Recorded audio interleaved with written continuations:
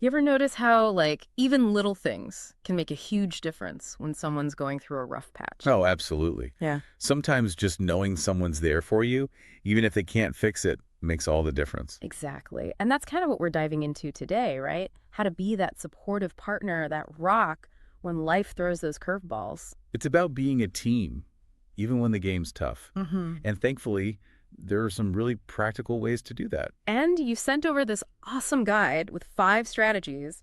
And I gotta say, they're not what I expected. But in a good way.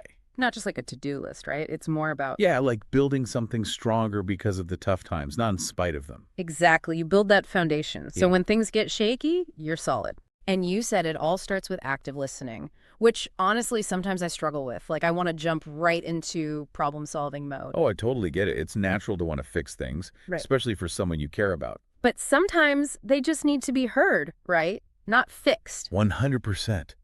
Think about a time when someone really listened to you, not trying to interrupt, not offering solutions before you even finished explaining, just really heard you.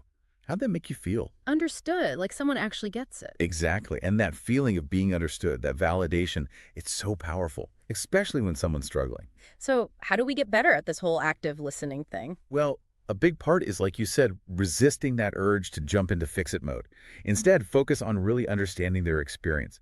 Like, try reflecting back their emotions. So, if they say, work was a nightmare today, instead of, oh, tell me about it, I could try, wow, sounds like you're feeling super stressed. Perfect example. It shows you're not just hearing them, you're really tuning into how they feel. And asking clarifying questions, Yeah, right, to make sure I'm getting the full picture. right. It shows you're invested, trying to see things from their perspective. Which brings us to the next strategy: reassurance. Sometimes just a simple, I'm here for you, can work wonders. Absolutely. When we're stressed, our brains crave reassurance, that feeling of security. It's primal. So even those simple statements, They're like an anchor. exactly, they're a reminder that no matter how tough things get, the relationship is a safe haven. But, and maybe this is just me, but staying patient when you're both stressed, man, that's tough. Oh, for sure. Patience is probably the most challenging one, but so important. Remember, stress does weird things to our brains. So that snappy comment wasn't actually about me forgetting to take out the trash. Maybe, maybe not. But the point is, by approaching the situation with empathy, Giving them the benefit of the doubt, basically. exactly, you create a more understanding and supportive environment. It makes sense.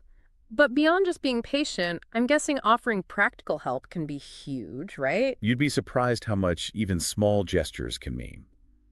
But the key here is to ask. Rather than assuming I know what's best, right?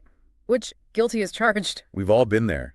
Just asking, what can I take off your plate, can make a world of difference. It shows you're there to share the load, not add to it. But what about when someone needs space? How do you balance that with being supportive? Ah, that's where respecting boundaries comes in. Everyone processes things differently. Some people need to talk it out.